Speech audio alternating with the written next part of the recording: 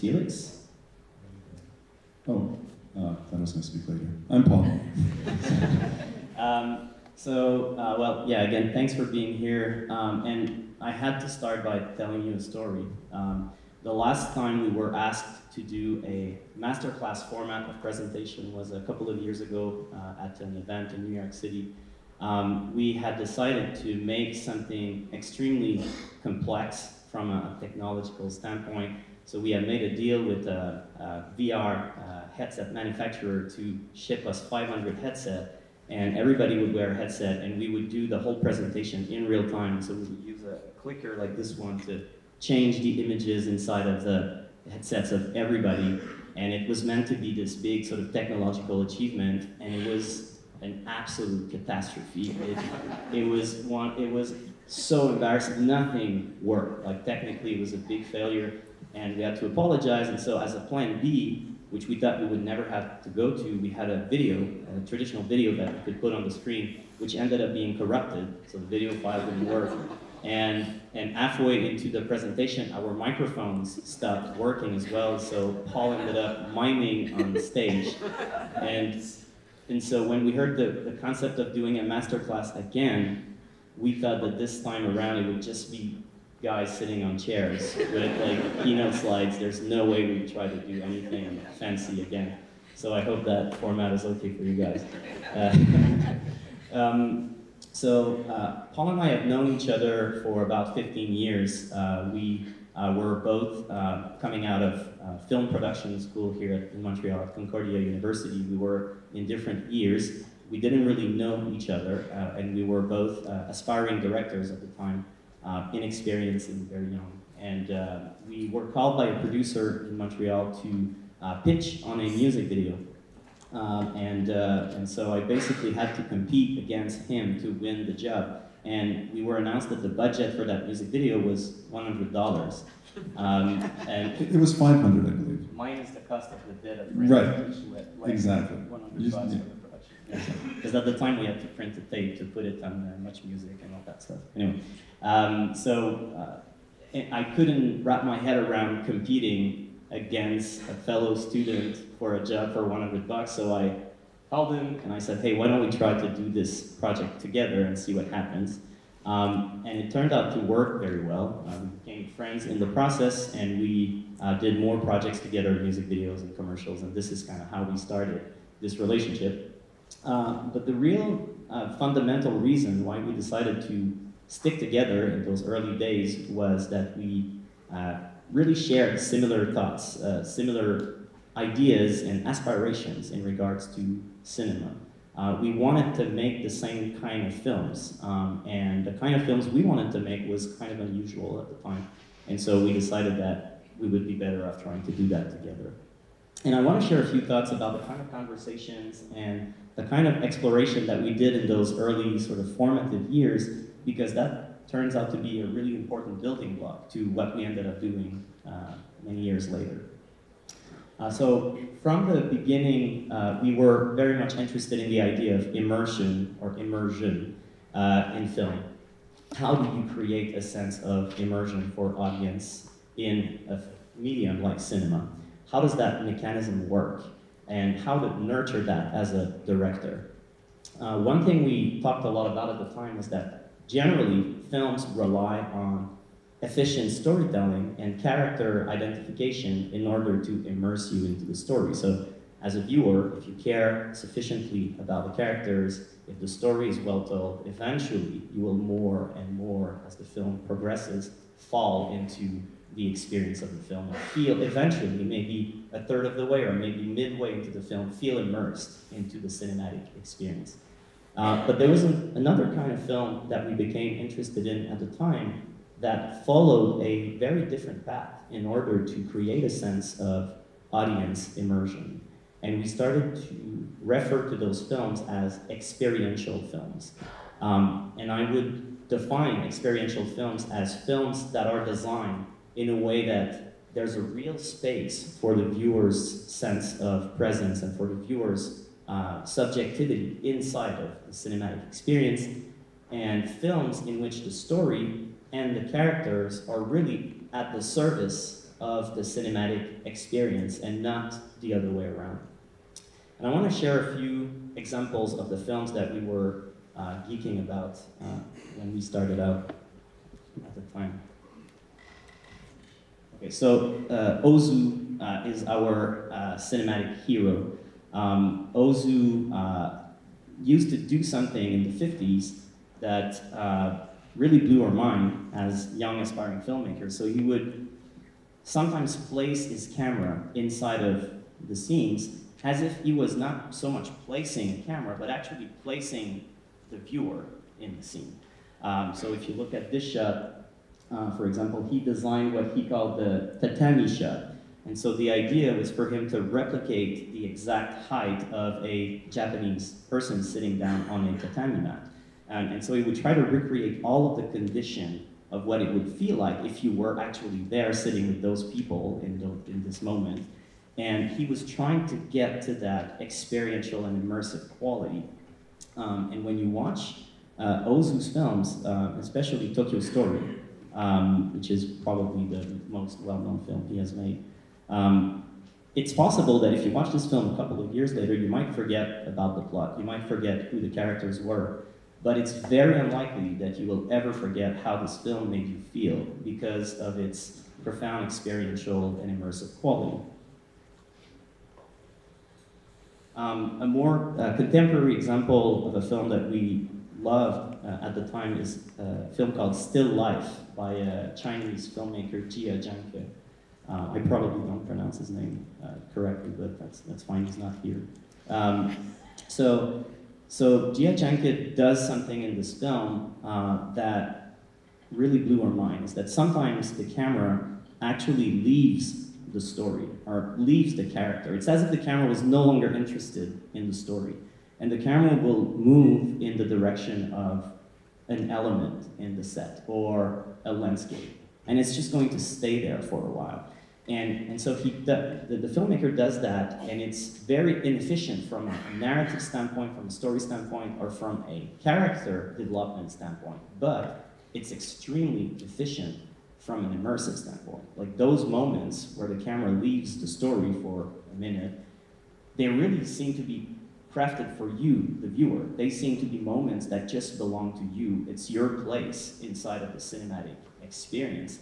And that just blew our mind. And you cannot forget these moments. Again, it's the same principle that with Ozu, story is part of the experience, but it's not ultimately just about the story. It's about nurturing the conditions for a sense of deep immersion and a sense of presence.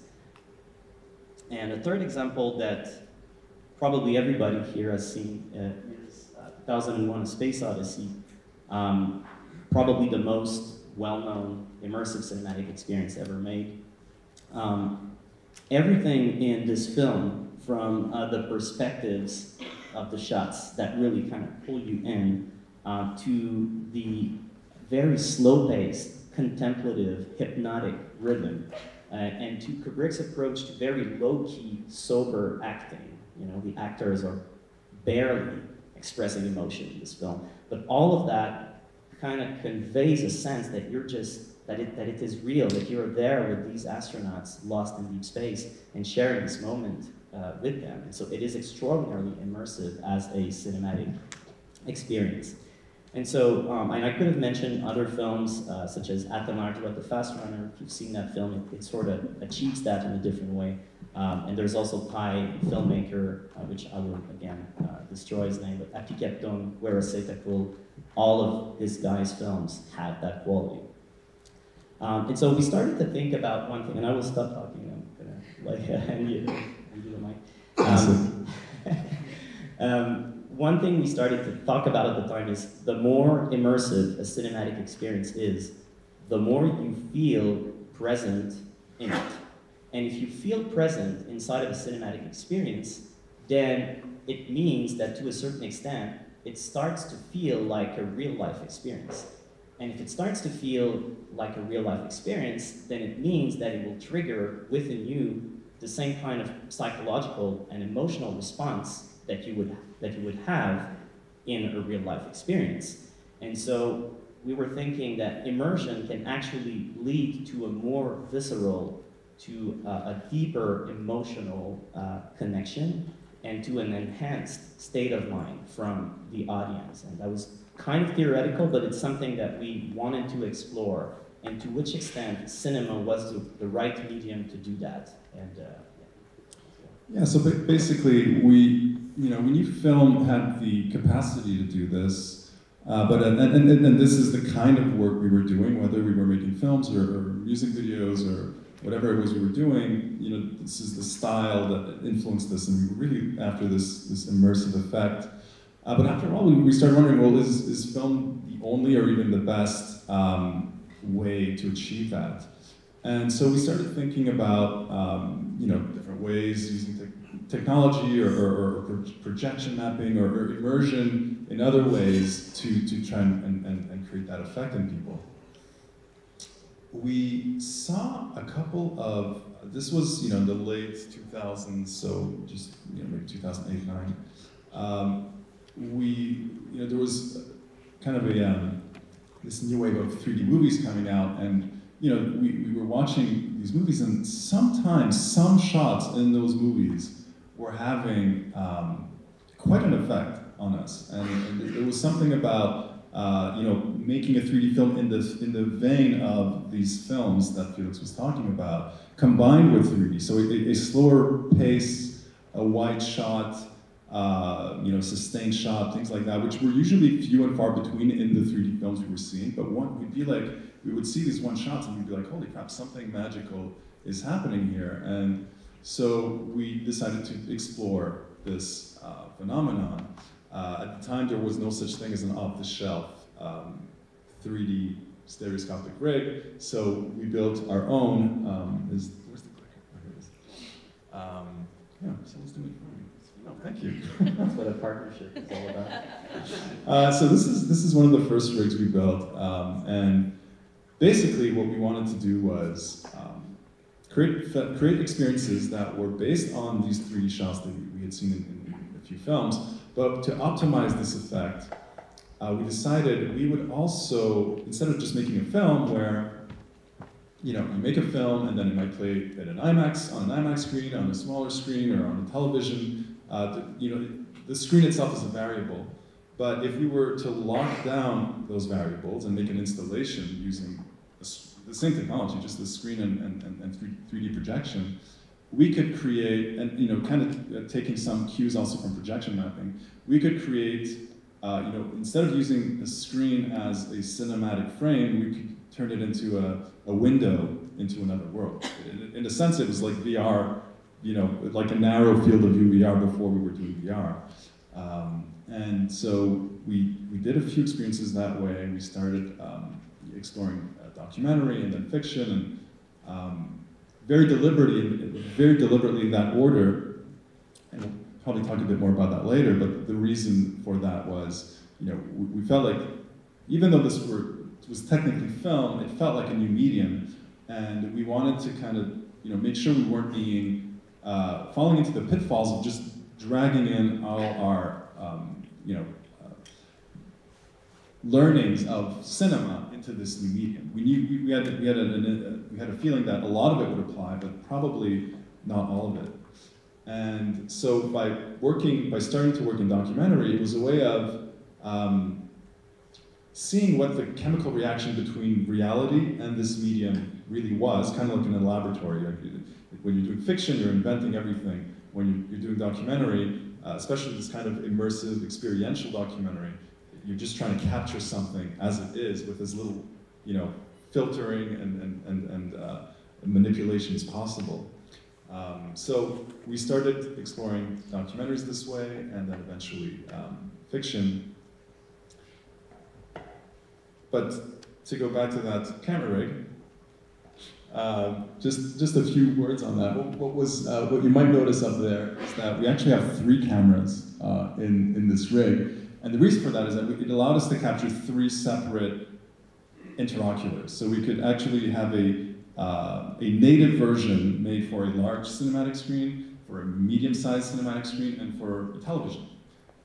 Normally, a 3D film is shot with 2 cameras, and it's shot for a specific size screen, and then you have more or less depth depending on the screen you're looking at it from. But that's kind of okay in most 3D films because they're not actually trying to replicate reality. They're just trying to give depth to the frame. Whereas we were, often trying to recreate a scene at scale so that it really looked like a window into another world. I can start using this. Yeah. So this is Sparkling River, the first piece of fiction we tried, which is we just realized an absolute rip-off from the films from the G.I. Jane movies. Yeah. So were you off there? Okay, yeah. This is an odd, a strange order, but this is one of the non-3D film experiences we did. This was an installation we did for the Canadian Pavilion, the World Expo in Shanghai in 2010. It's just an example of another thing we were doing back then. But to come back to, now we're going to talk about VR. So, all this brings us to virtual reality. Basically, when in 2012, there was this new wave of virtual reality coming along, mostly triggered by Palmer Luckey and the Oculus Kickstarter. And the minute we tried the Oculus Rift Developer Kit, which was really the content you could watch at the time was all computer-generated game engine stuff, short demos. There obviously wasn't any cinematic virtual reality, but just the feeling and the capabilities of the device hit us like you couldn't believe, and we almost instantly decided that this is what we were going to focus basically our entire time doing, and that led us to try to figure out how do you take how do you capture a 360-degree image in 3D, which are two concepts that are fundamentally incompatible. If you know anything about panoramic photography, the point is you want to capture an image from a single point and then spin it around, and that way you don't get distortion. But then, the fundamentals of stereoscopy, 3D, is that you need a different image for each eye. So those are two fundamentally incompatible concepts. So you kind of have to find ways around those limitations. So this is the first time we show this. This is, I believe it's the first time we ever showed this, yeah. Why did we decide to do this? No, I'm just kidding. So this is the first prototype of our VR camera. And as you can see, this was the product of a disturbed mind. And, but it worked. It actually worked. This is what we shot the first few experiences of the studio. As you can also see underneath that tower of cameras, a binaural, a 360-degree binaural rig. So that's 8 ears, or 4 pairs of ears that are capturing not ambisonics, but what is it called? Binaural audio in all directions. And we basically started experimenting with virtual reality, going through the same steps as we had with this 3D work we were doing prior, which was, let's start by capturing reality with as little manipulation as possible, and then we're going to slowly layer on more complications. So the very first thing we shot was this test, which was of sitting in a church. It was about a 20-second clip. You're just sitting in a church, and after a moment, this woman walks down the bench, sits down right next to you, and then after a moment, just looks you straight in the eyes. And that was it, and then it loops. And we had this on a Oculus Rift, DK1, and a laptop, and we were just going around everywhere and showing it to people, and the reactions were just completely out of this world. People would freak out, they would throw the headset off, some people were crying, a lot of people were talking about this strange state that this was putting them in, this meditative quality, this drug-like effect. basically everything, things we had heard when we were doing the 3D stuff, but like on crack, like exponentially more intense. And so, you know, that gave us a lot of confidence to continue investing all our savings and all our time and not doing any other work to pursue the technology we were developing, but also the exploration we were doing in the medium. And you mentioned a sense of, like you mentioned the financial aspect of it. I think it's worth mentioning that this was probably the most scary part of our career, because at the time no one really cared. Like in 2012, those kind of experiments, we were doing that, showing that to people. People were excited, but there was zero industry, you know. And you would go to Google and type like cinematic virtual reality, there was zero hit. Like it didn't exist. And we realized that if we wanted to be serious about that, because at the time we were doing both the technology and the creative, and we didn't necessarily know how to do technology, so we had to spend a lot of time figuring out like camera hardware and post-production software and all that, because we couldn't necessarily rally a team around us because people didn't know what that was, you know? And it was kind of scary because we had to invest our full time into this without this being actually a thing yet. And so, as you mentioned, it gave us confidence, and then we talked to Patrick Watson, and we said to him, look, watch this test, and now we want to do something with you. We want to do a more polished production. And that became our first official production called Strangers with Patrick Watson. Did some of you see this experience? Does that ring a bell? Cool. So for this project, we sort of went back to Ozu and the principles of the camera is a person. And so what we did is we said, okay, our virtual reality camera is going to be an actual person inside of Patrick's private space, has his writing music for his upcoming album. And the point was not to film him performing, the point was to film him in a moment of what you could call vulnerability, as he's writing stuff, creating, and that's really what we wanted to capture. And we thought that the camera should be conceived as a visiting friend. And so if that camera was a friend visiting him on a day where he's making music or writing music, where would the camera be? Or where would we place the camera inside the scene? So when you start to think that way, then you're not going to place the camera in the same way. So instead of placing it right next to him or too far away from him, or trying to find just a cool angle that would look good visually, but that wouldn't necessarily make sense from a presence or immersive standpoint, we really placed it at a specific spot where we felt a friend would sit.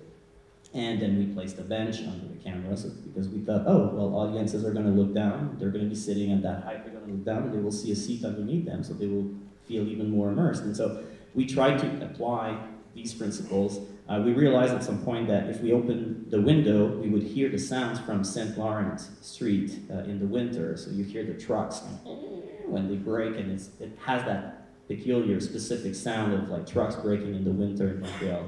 Well, I relate to that, but I don't know if it's but anyway, so we thought, oh, well, if we hear the sound coming from the street, you know, with the depth of the sound, it's going to feel even more like your mind is going to project, you know, where you are, which will even deepen your immersion. So just crafting one moment, you know, was already like a big piece of work, you know, and trying to figure out how to make that one unified moment. There's zero editing in this piece. It's a 6 minute one shot, basically. And one thing that we that really got us excited is that when we started to share that experience, we started to look at how people reacted to it, and that was in like 2013. And generally what would happen is audiences at the beginning would be very excited because they're exploring a new space, so they're looking around and they're trying to look at all the details inside of the environment. It's also usually the first time they've ever done VR. Yeah, point. Exactly. And then after a while, audiences will start to be sort of waiting for the next thing, like because we're so trained through television and cinema at, you know, editing, and one shot leads to another moment, leads to another moment. People were sort of expecting something to happen. After a minute and a half, you're like, what is this? Like a sort of an artsy film? Like why is nothing actually going on? And there's a point of irritation. And then what is great is what comes after that point of irritation is the point where audiences would just surrender. They would just say, screw it, like I'm in this one moment and I will just try to be in that moment. I will just try to pay attention to him to what is around me and to my own sense of presence inside of the experience, and I would just be there. And you could feel in their body language, you know, them going from this to just this kind of falling into a state of immersion. And it was almost like this kind of meditative thing, you know, where you just kind of, like your whole body language changes. And we were fascinated by that, because that kind of started to fulfill the thing that we set out to explore in the first place in regards to immersive cinema. And that's really the moment through this experience where we thought, okay, this is the only thing we want to do from now on, is to try to explore that medium further and further, because we felt that was just something too powerful going on that we could never achieve with cinema. And that's what we decided to focus on. So this led to our first paying gig in VR. Having done Strangers, which was really a pure moment of presence, in that it fades in and you have the experience, and then you fade out. We were really, like I said earlier, playing it as straight and safe as possible, you know, trying to just let VR do what it does best, which is capture reality. But we knew that we had to start, you know, evolving that language. We needed more tools to tell stories, and that we would slowly have to figure out, well, what is the equivalent of, you know, editing, for example, in virtual reality. And Nomads was the first time we attempted stringing shots together. Now there's still very long shots. I think each shot is at least over a minute, if I'm not mistaken. And this is true of Nomads is actually 3 separate experiences. And in each one, we would, you know, so it was like a series of mini Strangers strung together with a very slow fade in and a very slow fade out. And that was really the only thing we added to the language at this point. There was no sound, there was no non-diegetic soundtrack, there was no voiceover. This was not a documentary in that sense. It was really an experiential documentary. And we saw that worked, you know, like this slow fade in and slow fade out was kind of mimicking either, you know, opening and closing your eyes, or just transitioning from the waking state, from the sleeping state to the waking state. There was something natural about it, and we you know, certainly were not doing straight cuts at that point at all. So the work that we were doing at the time started to generate interest in Hollywood, even though it was pretty radical experiences like of presence, like Strangers and Nomads. Studios wanted to meet and wanted to hear about what this medium was and what was our take on this medium. And we met a group at Fox, that was in 2014, who loved the medium so much and were so excited, and they said, hey, give me a headset, we will show that to Reese Witherspoon and Laura Dern. They just wrapped production on a feature film with Jean-Marc Vallée called Wild. And let me try to convince them to do something with you guys. And we were like, oh my God, like, are we really ready for this? And so we said, okay, well, why not, you know? What do we have to lose? And so they loved it, and we just wrote a concept for a 4-minute fiction experience featuring Reese Witherspoon and Laura Dern that we filmed in the forest outside of Los Angeles. And basically what we tried to do to augment our chances of failing was to make this piece interactive. So even though it was sort of our third production, we thought, let's write code that will make the experience alive in a way. And so the idea of the project is very simple. Reese Witherspoon's character is walking into the forest, and at some point she sits next to you, the viewer, on a rock. And after a while, she senses the presence of somebody that is to your right, but that you do not see. And so she turns and she looks at you, but in fact, she's actually looking through you, because if you turn and look, you will see the appearance of her deceased mother. And that apparition is meant to happen only once. So if you look at her, then look back at Reese, then look back at her, she's no longer going to be there. And in the other way, if you look in her direction from the beginning, in the direction of the deceased mother, she will never appear to you because we didn't want to have this ugly kind of fade in and fade out of a character effect. And so the whole thread was built as an interactive experience based on your behavior inside of the experience, and the story could take different paths depending on how you interact with the actors, with the characters. And that worked, surprisingly, turned out well. And that started to generate more interest within the Hollywood world.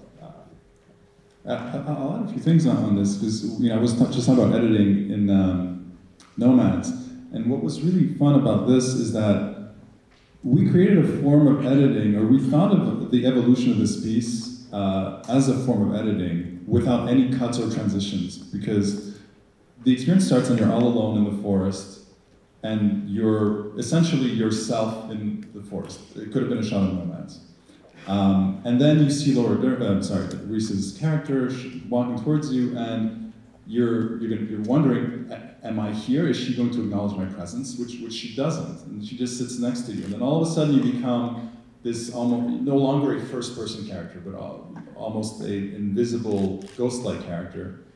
And then when she looks at you, you're like, oh no, I am here. And then, like Felix said, you realize she's looking at her deceased mother. And then all of a sudden you become the reverse shot of the experience, right? You become two shots, which you're by panning, you're editing, right? And it's kind of how editing in cinema mimics editing in real life, which is if you're sitting at a table during a conversation and you do this, you're doing a shot reverse shot. So it was a great way to start thinking about substitutes for what is used in cinema to achieve a certain goal. Without doing a single cut, we were actually transforming the nature of the moment as the experience evolved. So that's something that really propelled forward a lot of what we did moving forward. Speaking of moving forward, thank you. So that led to, after doing Wild with Fox, we got a call from Universal. They were interested in exploring VR with the Jurassic World franchise. And we went in there both excited but also worried because, well, for obvious technical reasons, we had never, combined CG with VR, but also, we had no idea what their expectations were, and we were like, we've been doing fairly, quote unquote, low-key, artsy, experimental, experiential, slow type of content, which is what we knew and what we liked and what we wanted to do, and we didn't know if they wanted to go in there, us to go in there and like have this, horror action kind of thing, with raptors chasing you and the camera moving and all sorts of things. So we were incredibly pleasantly surprised when we met with Colin Trevorrow, the director of the film, and he said, basically, what you guys did with Patrick Watson, I would like you to do with a dinosaur. And we're like, wow, that is, I love you.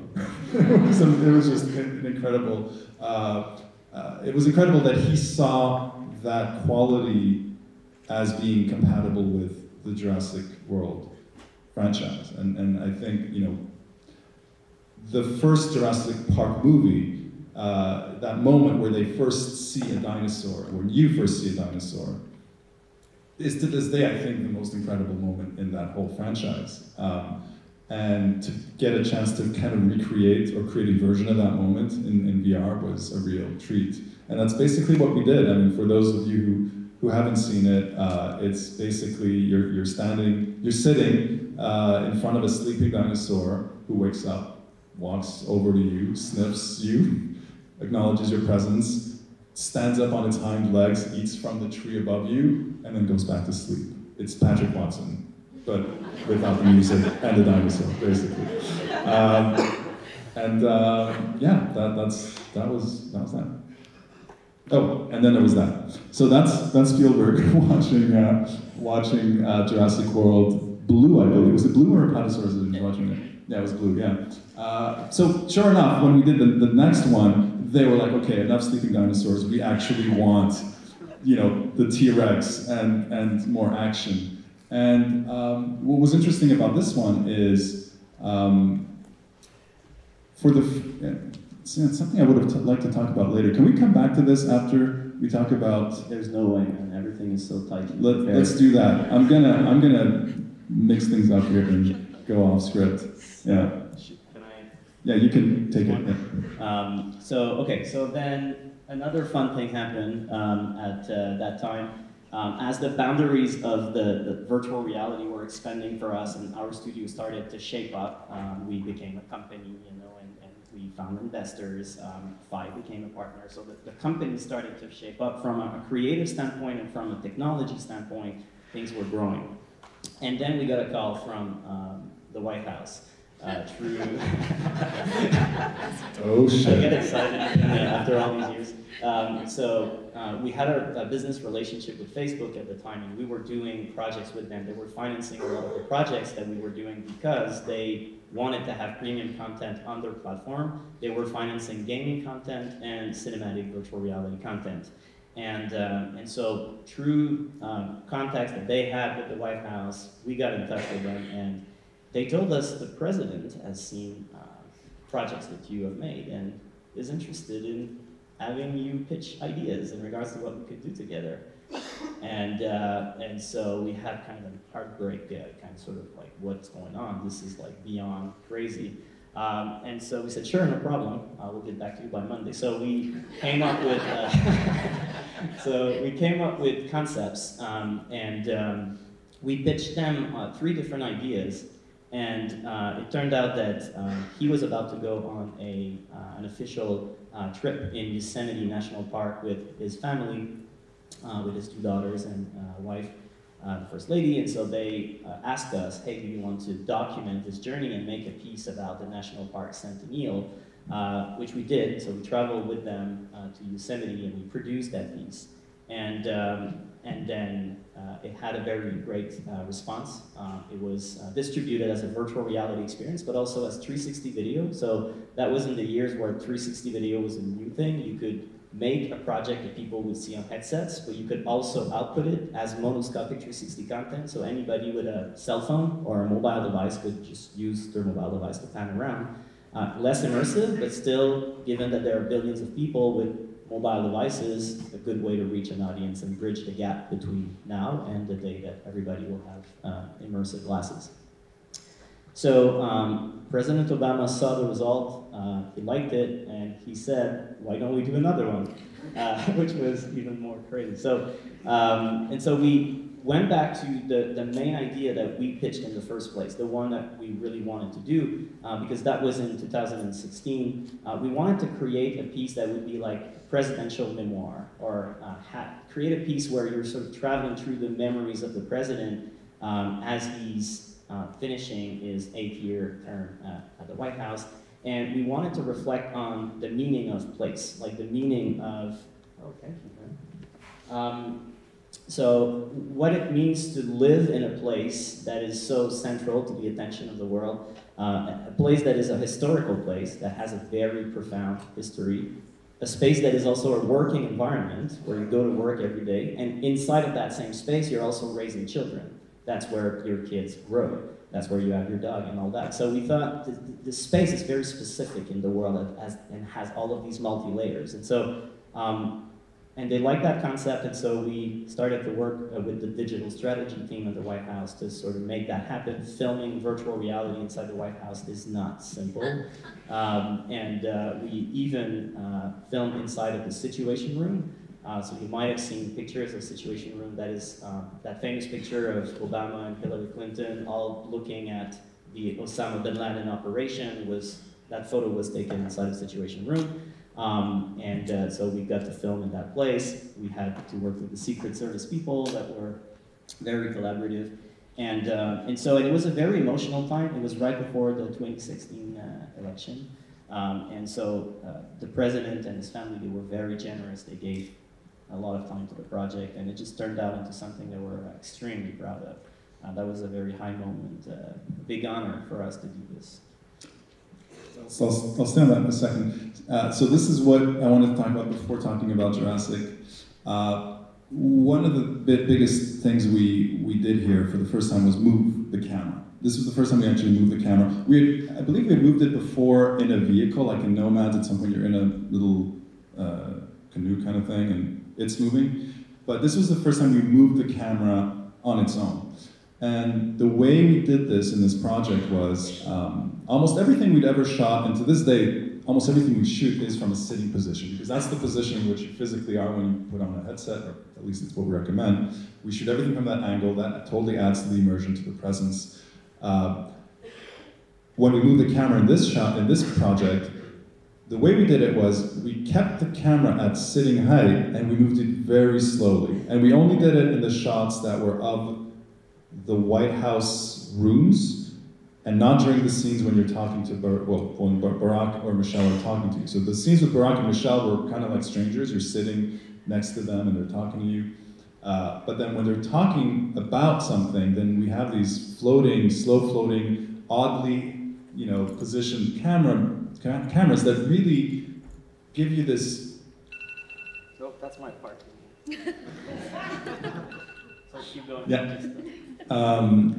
It really gives you this feeling of a memory, of a thought, because really he's talking about, he and she were talking about their time at the White House. They were talking about the history of the White House. This was actually going to come out. This was shot in the period of time after Trump was elected, but before the Obamas left office. So we knew that this was the past as we were shooting it.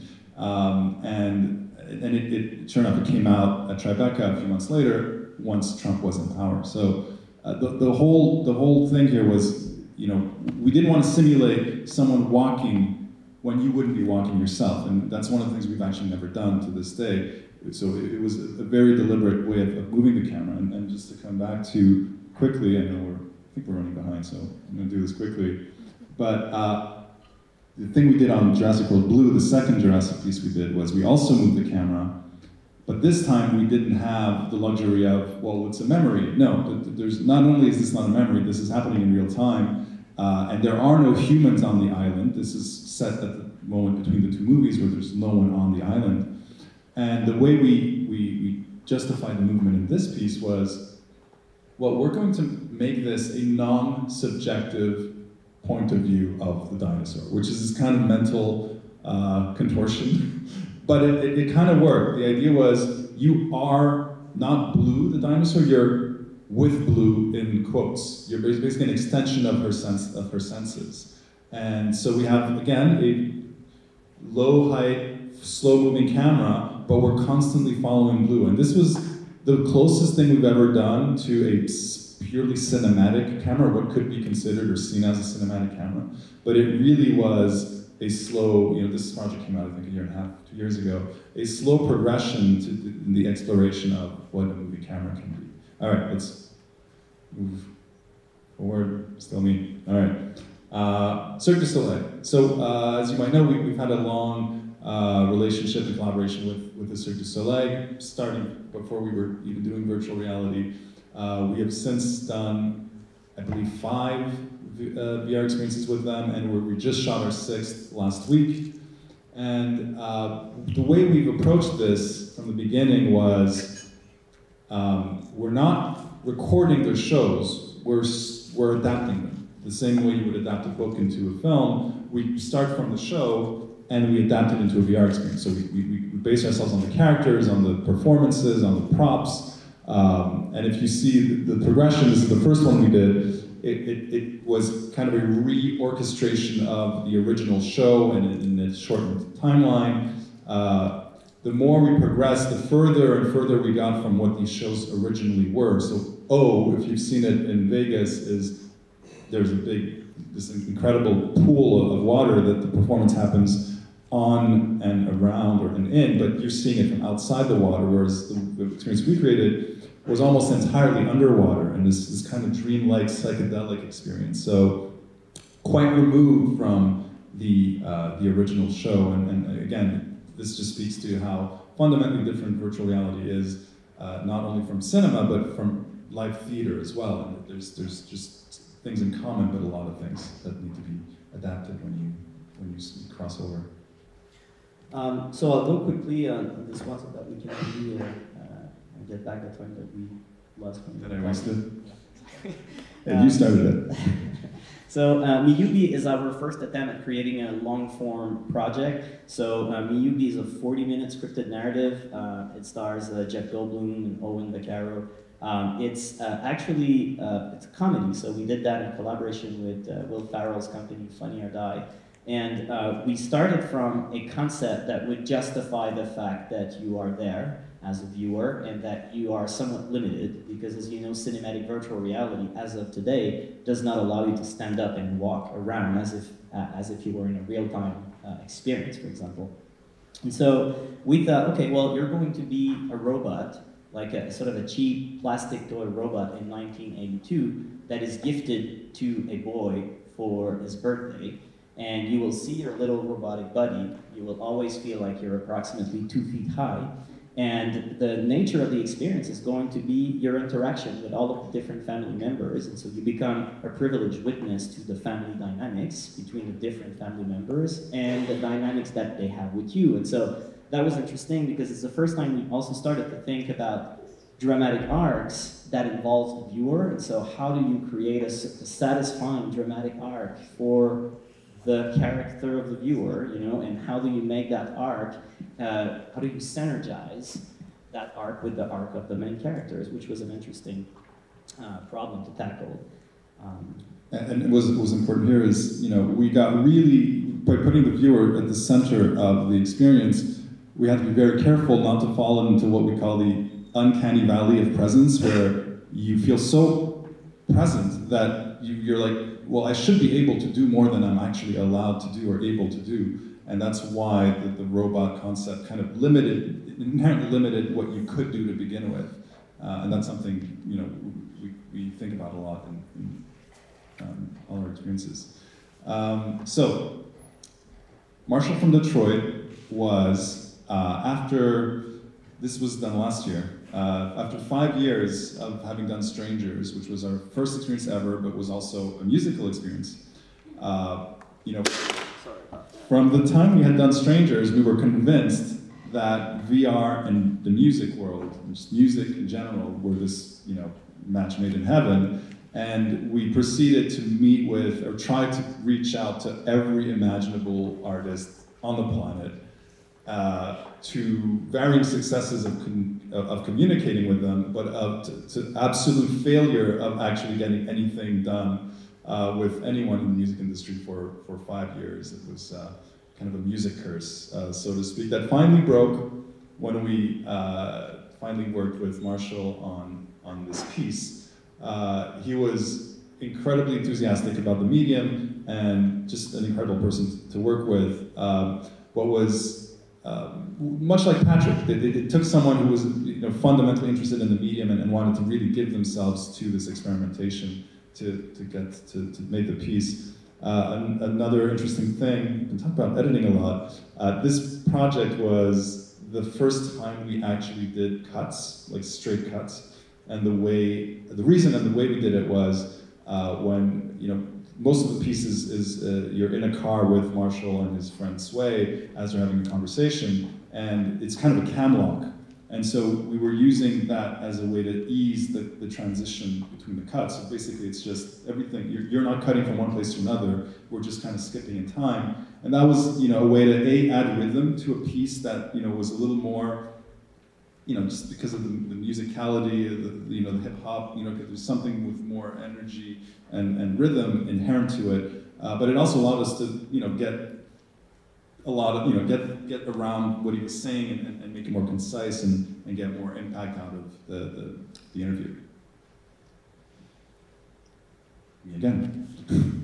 Isle of Dogs was a collaboration with Wes Anderson. So this was actually directed by Wes Anderson. We were really there to facilitate his you know, exploration of the medium, and we brought the whole technological aspect. What was really fun about this, it was the first time we did stop motion. It was the first time we also played with scale. So we actually, if you've seen the piece, the puppets themselves are usually about this big, but in the experience, they look like life-sized dogs, which was amazing to work on because you get to see these puppets essentially come to life, literally. in the piece. And the fun thing about this one is that, talking about editing again, when you're looking in front of you, you're in the world of the film, and when you look behind you, you're literally on the set, which is how it's made, right? You don't have 360-degree sets on stop motion usually. So it's a fun way to have a making of and the piece at the same time, which is really cool. So Space Explorer, so this is something we started in 2016, so we're big fans of space exploration. It's just something that we've been interested in since we were kids. And we were thinking at some point, when we are ready, when we have figured out enough things from a technological and creative standpoint, we should start telling the story of space exploration moving forward through virtual reality, through immersive media. And so we pitched that idea to NASA in 2016, and they became supportive of it. And so we rallied the participation of multiple astronauts and multiple NASA executives, and we began to tell the story of the present and future of space exploration. So we made 2 episodes of 20 minutes each, and we collaborated also with the Russian space agency, Roscosmos. We also created a partnership with SpaceX, and so we produced that series over a period of 2 years. And so that's another thing that happened over time, is that we started by production that would wrap within a day to production that would start to extend over time in the same way that cinema productions would. The one principle that was the guiding light for space exploration, or space explorers, was the same that has been a guiding light for us from the very beginning, 15 years ago, was to continue to think of what the camera represents. And in that project, we thought, well, the camera needs to be like an astronaut. The camera needs to be someone who is at the heart of the journey of space exploration, and we need to place the camera everywhere an astronaut would go, or everywhere an astronaut could be.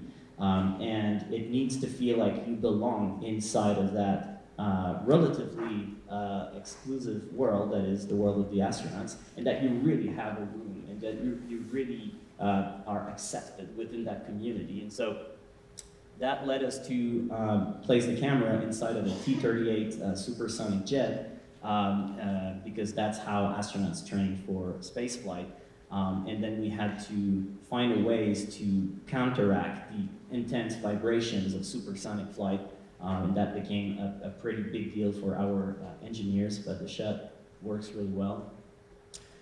We also had to find a way to immerse the camera underwater for almost a day, because that's what astronauts do. That's where they go to train for spacewalk. They train inside of a one-to-one full-scale replica of the International Space Station that's in Houston. And so we had to find a technological way to do that in order to pursue this idea of the viewer being an astronaut. We also went to New Mexico to do a filming session in the White Sands Desert, and we had to deal with sandstorms inside of that environment, but we got to play with cool toys, as you can see here. And eventually we ended up pushing it a little too far when we tried to film a SpaceX rocket launch from very close, and our camera actually melted. And it's a pretty expensive piece of technology, and we captured that photo of that day. We got the shot though. Yeah, we got the shot because we had found a way to separate the data recording from the camera unit. And so the camera melted, but not the data. And the shot is pretty cool, but it cuts at a certain point, like the rocket goes up, and then that's it. Like once the rocket is literally just shooting fire right into the camera, that's the melting moment. It's no longer a recording process. And yeah, so we prepared that pretty slide that's called Q&A. I guess it means something. I guess that's my cue. So as you can see, we've done a lot of, the guys have done a lot of projects since the studio started. What you saw was just a taste of it. the studio has over 20 works now in its catalog, and if you haven't gone there yet, we are showcasing some of the pieces at the complex Désapprendre with the VR cinema there. But yeah, so we're a bit over time, but I think it was nice to hear about all the different projects.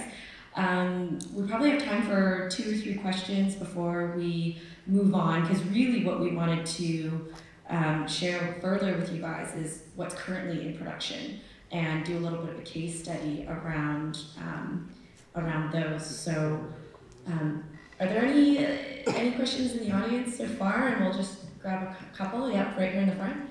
Yeah. Someone have a mic or? Yes.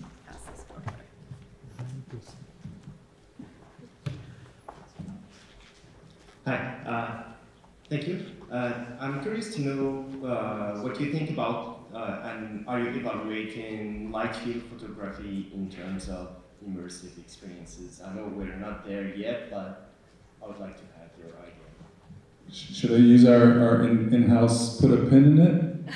We're going to talk about that in a few slides. Do you mind waiting for that? Yeah? All right, cool. Well, that was an easy question. Yeah.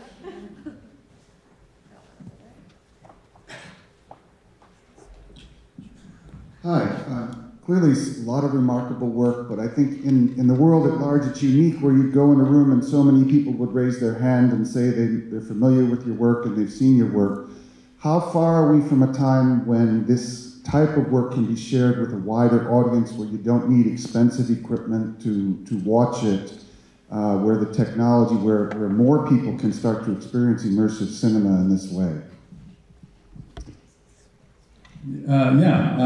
Yeah. We're going to talk about that later. No. So there's a few things.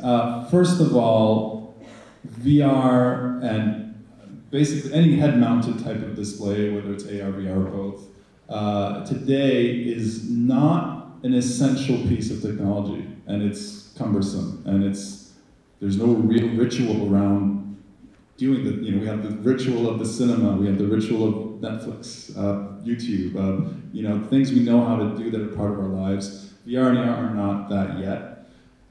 So that's going to take a while just from a societal, cultural kind of perspective. But the hardware itself needs to become much more comfortable, much lighter. The content needs to become more essential. Today, I think the reason Oculus and all these companies targeted the gaming market first was because it's kind of a way to shortcut to a market, right? Whereas the real market is everyone, and what the real thing needs to replace is every digital device, which is our smartphones, our screens, our computer screens, our, whatever, all the screens.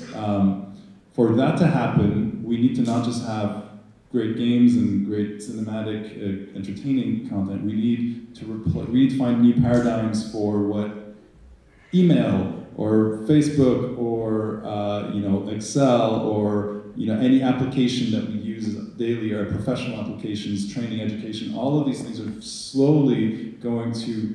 I mean, one thing that is it seems to us inevitable and just a matter of time, because it's such a more profoundly useful and more natural way to interact with anything, right?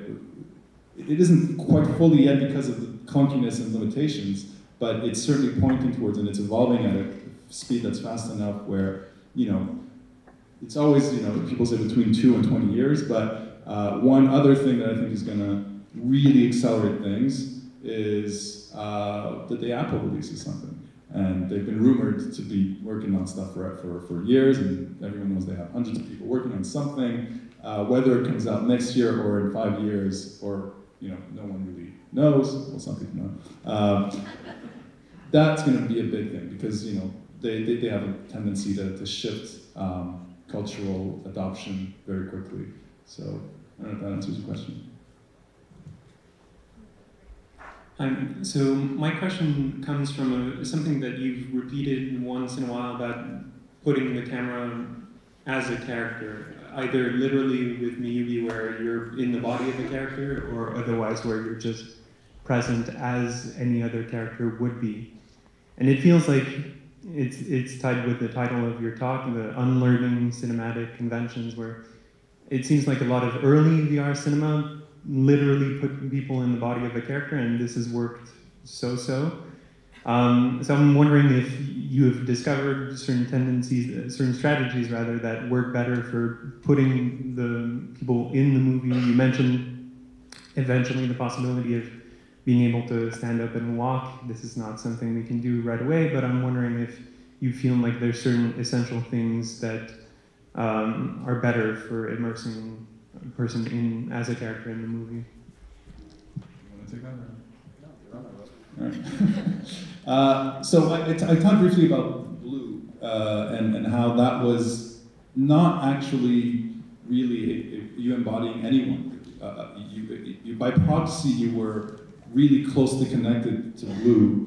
So that was the closest thing I think we did to something that was you're not really anyone. And in a similar way, what we did on the Obama piece, you're not really anyone there either. You're kind of in this memory, inner thought kind of thing. Honestly, to be walking around and doing stuff, we are exploring that, but not in cinematic virtual reality. We're exploring it in interactive, real-time rendered, where you literally walk around.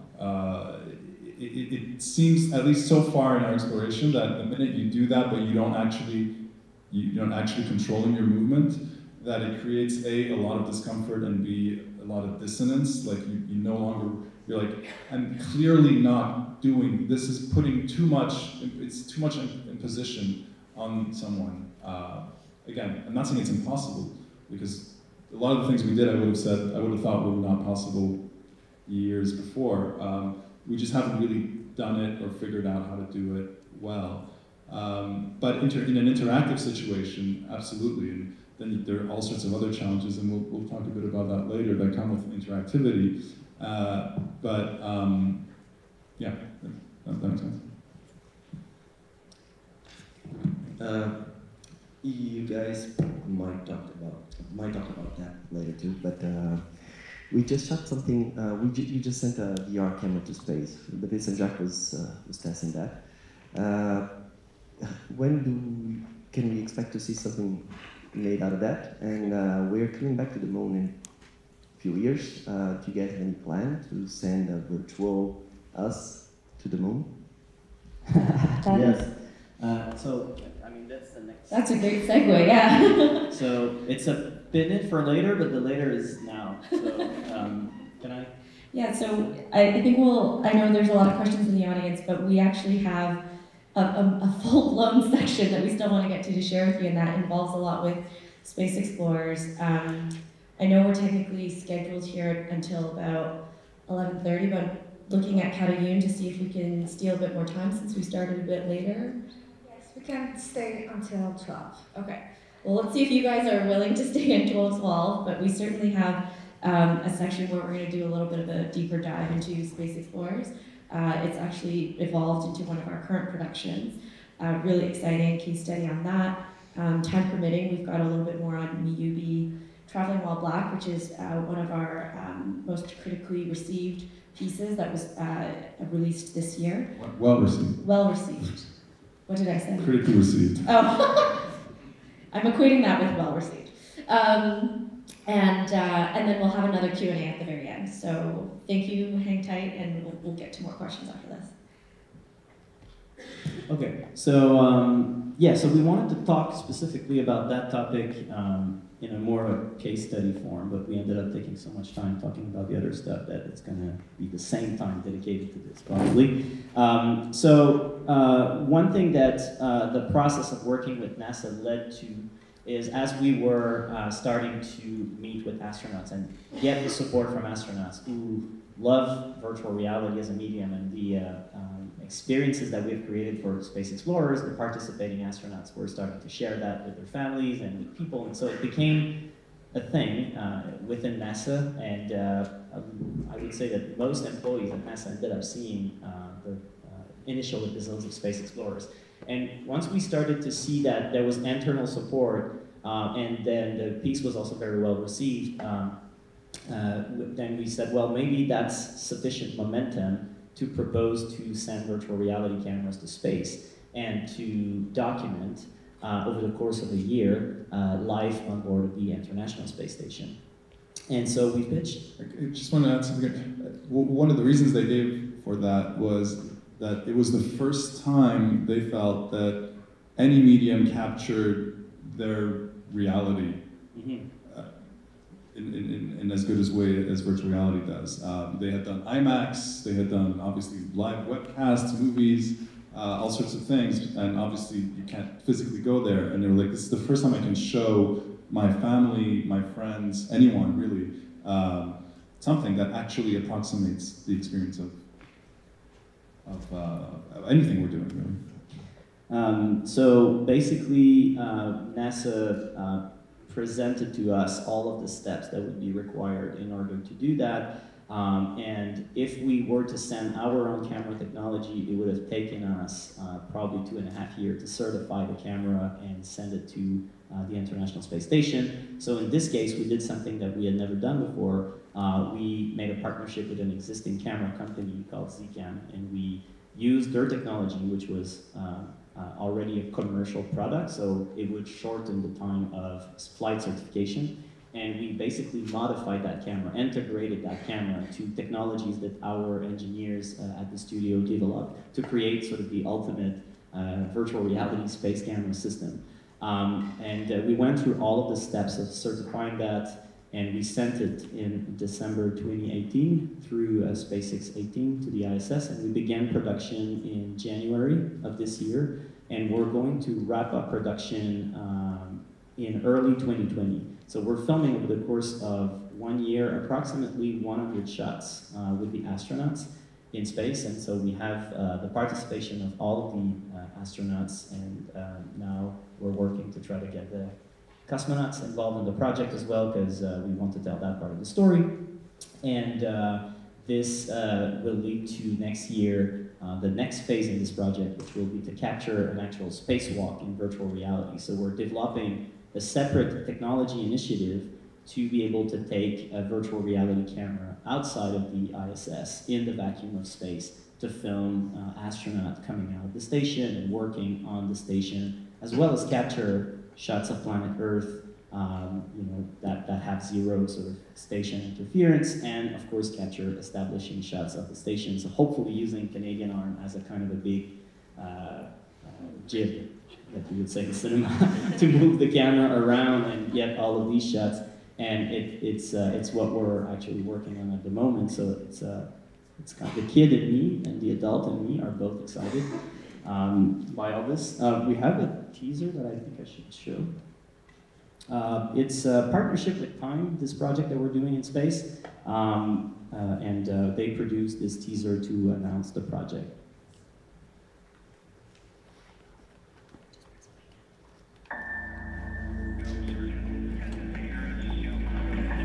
We're transferring to orbiter internal. 6, 7, 12, and 13. There's a lot that goes into sending anything up into space. Copy that, guys. Good from Houston. Give us the status. The dream was always to transport the viewer to space and feel like they have truly been to the International Space Station. We've never attempted something of this degree. The complexity, the magnitude. The first principle is placing the camera where a person could be. Everywhere I think you're going to want that is where people won't want to put it. Everything is being scrutinized at every step of the way. It's a closed system, and if anything goes wrong, you can't call the fire department in space. Cameras have been sent up before, but none with this complexity. I think there are some subject matters that are better experienced. Virtual reality is the perfect medium. There's something that's so intangible about living in zero gravity. Only trained astronauts live and work on the International Space Station. The actual purpose of the work, We're going for EVA. it's ultimately about all of us. Can you guys see this?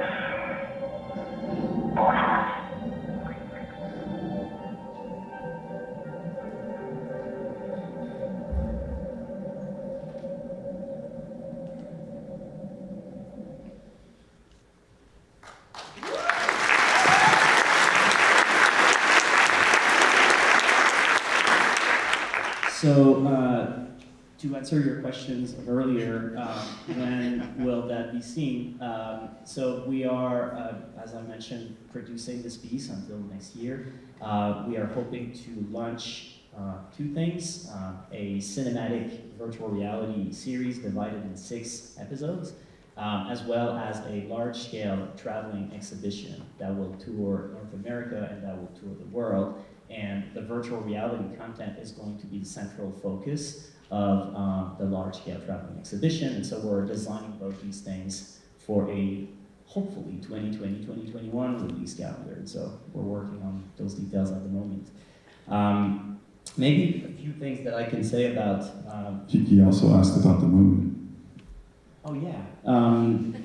So the answer is yes. Everything that we're developing, so of course the relationships, the creative approach, the participation of the astronauts, and of course the technological platform that we're developing for filming inside and filming outside of the space station, all of that, we see that as a sort of a test bed ultimately to be able to produce a version 2.0 of the technology platform that we're developing in order to be able to go further into deep space and document the upcoming steps in the history of human spaceflight. And so moon mission is the obvious next step. And so we're working on that at the moment. Well, not right now, but, well, not me right now, but people are doing that at the moment at the office as well.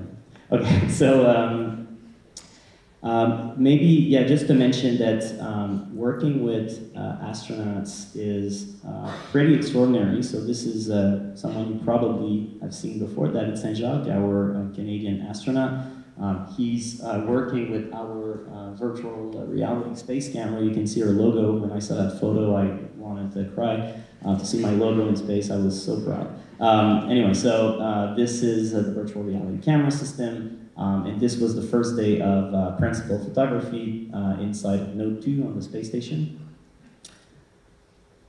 And one thing we can say about working with astronauts is that they are, well, as you probably guess, very smart people, very fast learners, very resourceful. And when you work with them, you realize that they are your whole crew. You know, as a filmmaker, you're used to working with a director of photography, with a soundman, with a producer, someone who figures out the filming strategy, and a director, and all of that. But when you work with astronauts, they are all of those things all at the same time. They have to be that for you. So we occasionally have communication, sometimes by phone, sometimes via email, but most of the time they end up utilizing the camera. And they have to do everything, you know, they have to operate the camera, they have to follow the procedures, they have to put their own lav mic in order to record the sound, they have to plug back the camera for data transfer. So you're relying on them to become the whole film crew into one person, which is pretty extraordinary. So the quality of communication and the quality of the relationship that you develop with them is essential in order for that unusual process to be successful. So here's US astronaut Nick Hag working again with the virtual reality camera in the US lab. One thing that I wanted to share with you is how a filming process generally goes. I thought that that might be of interest for you. So when we are filming in space, generally what we see is a video camera pointing at our VR system in context. So this is what you have to the right. So we see where our camera is positioned in space. And we can adjust camera position if need be by communication with space. And then once the setup is sort of validated, then what we see is what the camera sees, basically, which is this image. It's a kind of a broken, sliced image, but it still kind of gives you a sense of what you're filming. And the astronaut is generally responsible for triggering the whole recording process, but it can also be done from the ground through Houston, if need be. So do you want to talk about Traveling While Black? Yes. So, Traveling While Black is one of the latest experiences we've released earlier this year. basically, it's for those who know about the Green Book or who've seen the film, it kind of revolves around the same topic. The Green Book was a guide for African Americans throughout history of, you know, where were the safe havens, where was it safe to travel, whether it was restaurants, hotels, gas stations, grocery stores. So we did this piece in collaboration with Lajeunesse, who'd been wanting to tell a story about the Green Book for years. He approached us after seeing The People's House, and he wanted to collaborate on bringing his vision to virtual reality. He had never done that before. He came from film, from a documentary film background. So after having multiple conversations with him, you know, at first he was thinking about fiction, and then we decided to, you know, take it one step at a time and say, well, your strength is documentary, let's start from there, and it's also an easier thing to explore in VR to begin with. And we came to an interesting concept. So, you know, he had thought about Ben's Chili Bowl, which is a restaurant in Washington, which was in the Green Book in a prior version of what it was. So it used to be a pool hall, and then it became a movie theater, and then it became Ben's Chili Bowl. And throughout the years, it remained a safe haven and kind of a hub for African Americans. And so we thought, okay, well, let's make an experience that would be entirely set in Ben's Chili Bowl, but that we would use Ben's as a kind of vehicle to travel through space and time without ever really leaving Ben's Chili Bowl. The way we did that was, well, we for one thing, we recreated Ben's based on references and put photographs into what it used to be like in the 50s and 60s. And we sat the viewer at the table most of the time for these intimate conversations that were going to happen between characters telling their stories of whether it be, in this case, this is Samaria Rice, the mother of Tamir Rice, the 12-year-old boy who was shot by a police officer a few years ago. And this is actually the first time she tells her story in this much detail, and you're sitting right next to her as this happens. You're a passive listener, but you're kind of a part of the conversation. And this is one of the most intense things we've ever shot, just in terms of the reactions we've been getting here. It's just people just can't keep it together. And this was also an opportunity for, you know, the Ben's Chili Bowl is, on one side, is flanked by this giant mirror. And we thought this could be a great opportunity to you know, kind of, I was talking about editing earlier without really editing, to use that reflection as a way to take us, to illustrate things that the characters might be talking about, or to evoke certain feelings. In this case, as we're talking about the past of Ben's Chili, we use it to kind of create a reflection of that past. Or in the case here of a conversation about traveling on a bus in the 60s, was it in the 60s, I believe so, yeah. Again, to evoke that without actually showing it. Well, without actually going and taking you somewhere else. Another thing we did in this piece was, you know, we had a lot of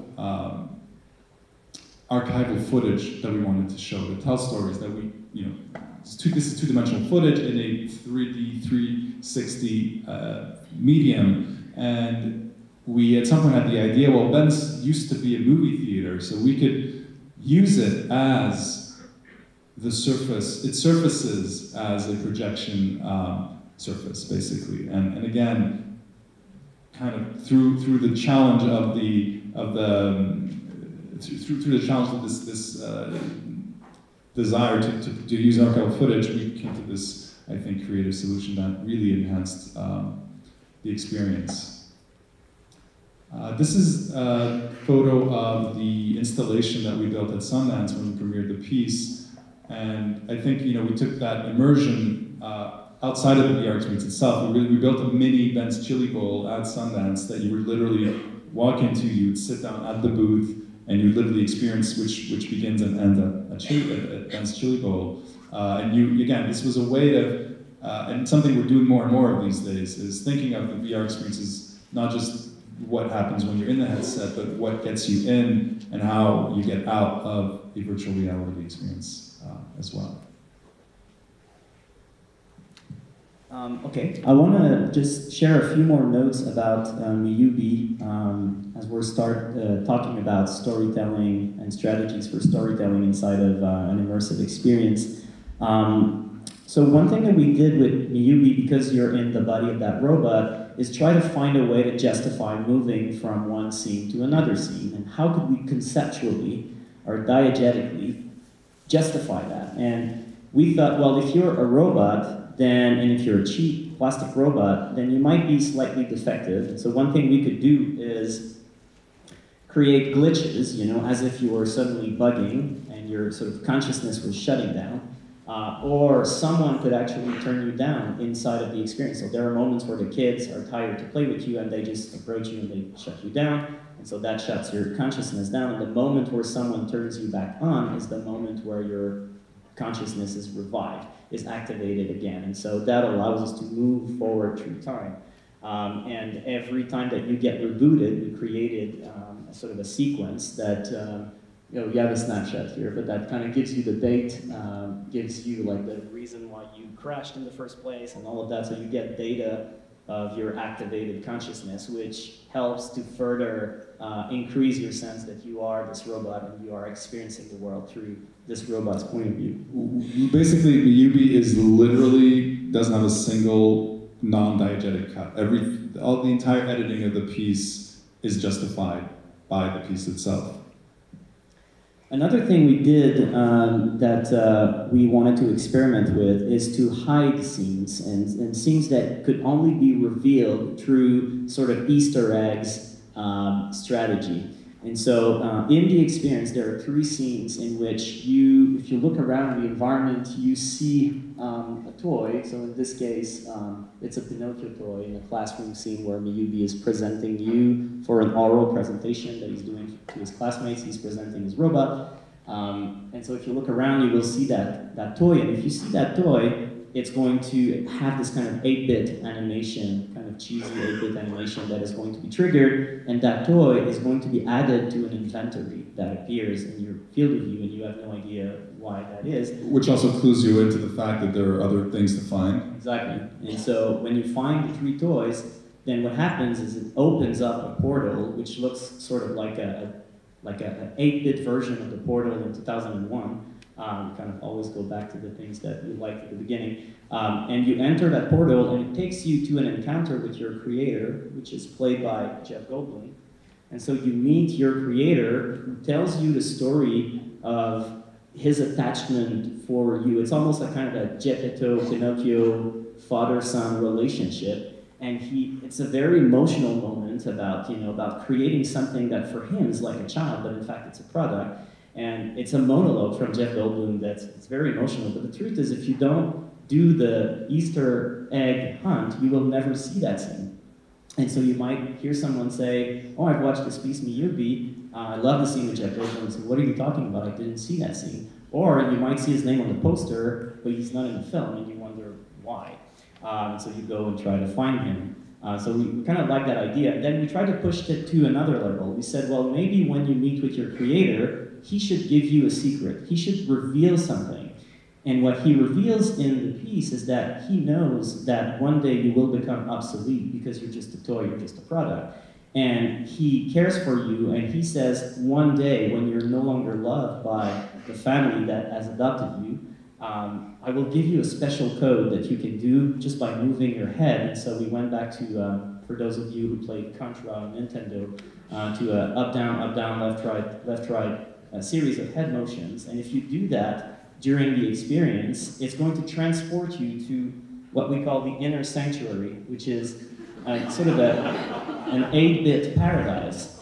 And so once you know that, then you go back into the scene, and you're like, is this really a thing? So you do it, you go with your head, you do it, and then there's an 8-bit animation that transports you in that cheesy, beautiful place where there's a unicorn, drinking by a river.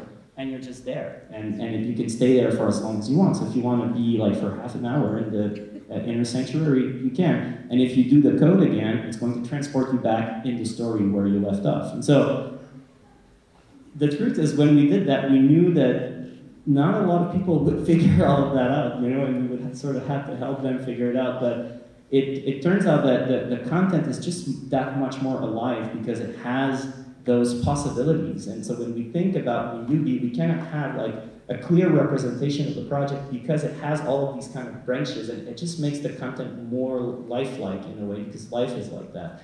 And we really like that kind of thinking when it comes to VR stuff. And if you ever had any doubts about how awesome Jeff Goldblum is, I mean, the fact that he agreed to be in a film that almost no one would see him in, that almost no one would see to begin with because it's a VR film, but that he would be hidden unless found was just amazing.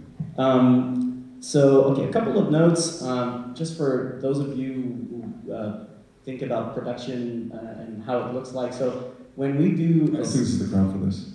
Oh, okay, well, I'll still give it a shot. So that is a Christmas scene that we film, for example, and so when we capture a scene, very often you see lights, you see rigging arms, and you see stands, and you see the same kind of things that you would see on a film set, and then we shoot the plate, very simply, where we remove everything, and we just capture what is supposed to be there in the set, if it was truly an empty set, and then we count that in post-production. So when you're in post, you don't see any lights, you don't see any piece of cinema gear hanging everywhere. So we do that all the time. We often also have the camera itself be a source of light, so we have a ring of LEDs around the camera.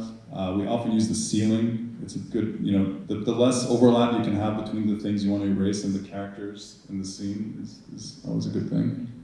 And we also created another special moment inside of Newbie that is the thing that Paul and I prefer about the whole thing, I think, is that there is a scene where the father in the family records on an old VHS camera a message for his son, because the father is a businessman, he's going on a trip, and he's going to miss Halloween. And for them, Halloween is the biggest family moment of the year, and he's not going to be there. And so it's another emotional moment where he's in front of the camera, he's costumed as Rambo, and he's doing this message for his son. And then so you're sitting next to him, and you see the camera right there, and then right there is a television that sends you the signal of what the video camera is seeing. And inside of the television, you see the father, and you see yourself. You see the little robot that you are, filmed by that VHS camera. And if you move your head in the scene, you will see the little robot moving its head in perfect synchronicity with you. And it's such a subtle thing, but when you find that, it's like an epiphany moment. It just kind of, if you didn't feel immersed, it just kind of drills you right into it. You're forced into immersion in a way. It's like sleeping pills or something like that. So it just kind of, but it works, and that's another thing that many people don't necessarily find in the experience. But when you do find it, it just feels like that is a moment that belongs to you. That you were not manipulated into seeing this. You discovered it on your own. And just like in your life, I'm free to explore reality the way that I want. And when you find that kind of freedom inside of a VR experience, and when it's rewarded in a way, it kind of elevates the emotional connection that you have with the content. So Gymnasia is also one of our latest pieces, and our second stop-motion VR experience. This was actually, it's worth mentioning, made in collaboration with Chris and Matt Check, Clyde Henry, who, by the way, we also collaborated on Strangers, the very first piece we had done, with Patrick Watson, who also collaborated on this piece, who did the soundtrack and whose son actually sings in the piece. So this was like a 5-year reunion of the original team. What we did on this piece, so this was a lot of what we had learned on the Wes Anderson Isle of Dogs companion piece, we kind of took to the next level on Gymnasia. First of all, we actually had 360-degree sets. We also what we realized as we were creating this, because to shoot stop motion, and maybe I should talk about that a little bit, in VR, you know, we can't use our actual camera because it's huge, and we also want to play with scale. We want to take these little puppets and make them feel life-size. So what we actually do is we made a virtual version of our virtual reality camera by basically using a single DSLR on a motor and using motion control. We would shoot, because nothing's moving, we would shoot every little camera separately, but moving them much less, right? So we were making a virtual, tiny version of a VR camera. And that's how we did Isle of Dogs, and that's how we eventually did this. But what we realized when we were doing that is that, well, you asked about light fields, and light field cameras are, you know, you need a lot more cameras to shoot light field. For those who don't know what a light field is basically, when we shoot a cinematic virtual reality camera, we have a camera that shoots basically from one position. You can look in all directions and it's in 3D, but you can't move. With a light field camera, you can actually shoot a field of light, and you can move within that field. So that, you know, usually that field is about as big as the camera itself. So most light field rigs are, you know, something like this, right? So you can have a good, yeah. So you can have, you know, a range of motion that's, you know, you can't walk around the room like you would with something like photogrammetry or volumetric capture, but light field gives you photorealism, gives you all the qualities of all the materials of glass, you know, reflections, refractions.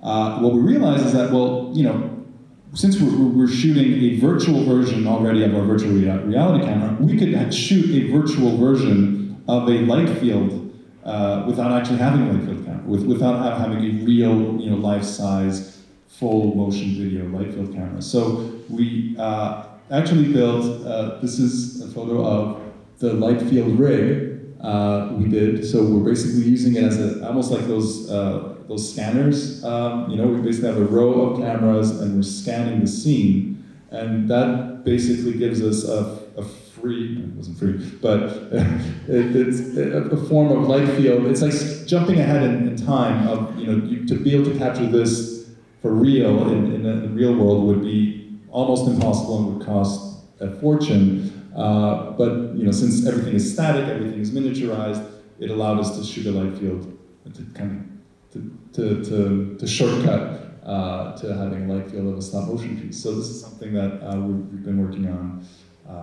and that will be coming out soon. Well, it came out Yeah. already. Well, no, not the light field. Not the light field. So we released the VR version, but not the non-light field version, I should say. Yeah. Cool. So that was kind of a roller coaster speed through some of our case studies that we wanted to talk in a little bit more depth with. But of course, as you've noticed, since the studio started, everything is kind of exponentially accelerated year over year in terms of learnings and the level of how ambitious the projects are. Space Explorers started in 2016, and here we are with a camera physically in space. So you see how a lot of things have just had forward momentum, and our projects have gotten increasingly immersive and increasingly interactive. So in talking about our future projects, maybe you guys could share a little bit about where we're going beyond VR now. So in terms of interactivity, you saw we were having fun with things in Ubi, still within that VR environment, but we are now starting as a studio to dip our toes and go into AR and MR. Maybe you guys can talk a bit about that. Yeah. So what's worth mentioning is that from the very early days, even when we first met with Oculus and showed them Strangers, and they were like really, excited about cinematic virtual reality, from the very beginning, since they were developing the VR devices that had movement, positional tracking and control, hand tracking, they wanted us to create interactive content, and we didn't want to go there right away. Because honestly, we could spend the rest of our lives just exploring cinematic virtual reality and not reach the end of it. And second of all, as I said earlier, we had always had a very iterative approach to exploring immersive storytelling, and interactivity felt like a huge can of worms that needed to come after we understood much more basic, more fundamental aspects of immersive storytelling. 6 years later now, we feel like we have a strong enough foundation to start playing with interactivity. I mean, we already have, but the type of interactivity where you can actually move around and have that much more agency, I think it's taken a while for us to wrap our heads around what that would mean for us. I mean, this is stuff that's been made for years. We're not pretending we're inventing anything here, but you know, for this type of interactivity to make sense to us, it needed to be a part of a process. And so, for about the last year and a half or so, we have been basically developing completely real-time rendered interactive projects, both in virtual reality, in mixed reality, augmented reality, because we were interested, but also for, you know, reasons that are, you know, the industry itself. There is a place for cinematic virtual reality, and there will continue to be a place, and I think there will be a bigger place once there is more adoption. But the advantage of interactive content today is that it can be, if it's designed with that in mind, it can be kind of inherently and natively cross-platform and more universal and accessible to people who even have smartphones and tablets and on their PCs. So a lot of the stuff we're developing today is with that in mind. So Felix also mentioned the museum exhibit, the traveling exhibit we want to do for the ISS project. That will be, yes, it will integrate the stuff we're shooting on the ISS, but it will also be a volumetric interactive exploration that will have hotspots within which you can enter this actual filmed footage. We're also thinking of ways of you know, using virtual production within a virtual reality experience to simultaneously create a virtual reality experience and a more traditional, well, that's my parking, a more traditional television show or movie or something like that. One of the things we're very conscious and careful, please remind me not to forget. You need to pay for parking 5 minutes from now, yes. One of the reasons, other reasons we've avoided going to the real-time rendering side of things is because to this day, you can't really have photorealism outside of live, you know, the type of stuff we've been doing. Light field can do it, but it's extremely complex and just barely getting there technologically. Volumetric capture can do it, but it never fully looks real, and you usually need to find a way to justify why it doesn't look real, otherwise it starts looking like a video game. And there's really a lot, I think, to say about photorealism when what you're trying to represent is the real world, real people. And to this day, if we're going to do that, we will prefer to shoot with the cameras that we have rather than do it volumetrically. For anything that is interactive or volumetric, we will do something that is stylized, that somehow justifies the aesthetics. We think that's very important because it's a balance of, you know, what you gain and what you lose. Like, full photorealism is worth something. The minute you give it up to have interactivity, well, the interactivity needs to make up for that. You can't just say, well, I'm going to do something, well, you can, but if you just decide to do something interactive and you instantly lose photorealism and it all of a sudden looks like a video game, well, the thing with video games is they're great. Some of them are. They're great games. They're good at being games. And so a lot of the best VR stuff out there today is actually VR games because they're well-designed games. The trouble is this uncanny valley in the middle of things that are neither great stories, they can be good stories, or they're not great games, they're kind of in the middle. They're this interactive, somewhat story, and that's a very dangerous place to be in, at least in our perspective, and something we're very careful about, because if it's not going to be a great game, but it's going to look like a game, and it's not going to have the emotional impact of a film or a cinematic virtual reality piece because your characters just can't look that way, it's a very, very tricky thing. Or if you're going to go into a more cartoony aesthetic, well then again, you need to be careful. You're a human being in a cartoon world, you know, you need to be careful about how you stylize your world, even if you decide to stylize it, and why you're there, how, you know, there's something, when you're watching a cartoon on a screen, you're not asking yourself, why am I in a cartoon world? You're not in a cartoon world, you're watching a cartoon. But as a human being in a cartoon world, there's something there. It just creates that bit more friction, and it's one of those things that might work against immersion if you don't really think about it that much. And ultimately, it's a balance of all these things. So I think Paul could actually do an entire other masterclass on interactivity. But I think what we're trying to get at is that that's kind of the future iteration of the studio is expanded into more interactive works, and the toolkit of technologies has just fostered more of that growth. So augmented reality technology kind of hinted, like there are classes that are underway that could also provide us a new medium for immersive and interactive storytelling. So that's actually one of our current projects is related to object-based storytelling and augmented reality as the platform for that, as opposed to our strong history in virtual reality. But you know, our projects are still, the very heart of them is a lot of virtual reality.